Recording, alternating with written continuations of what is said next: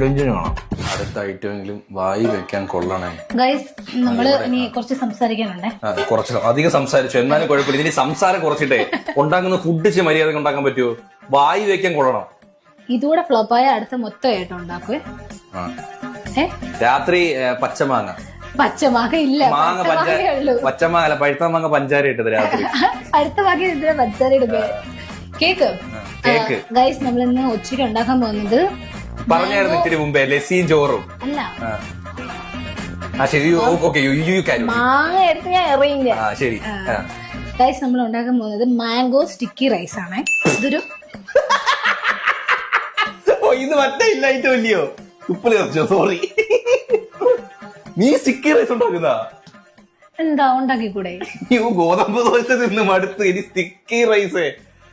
ശരി, sticky rice എങ്ങനെ ഉണ്ടാക്കുന്ന? സ്റ്റിക്കി റൈസ് ഞാൻ പറയട്ടെ, എന്റെ ഒരു ഫ്ലോ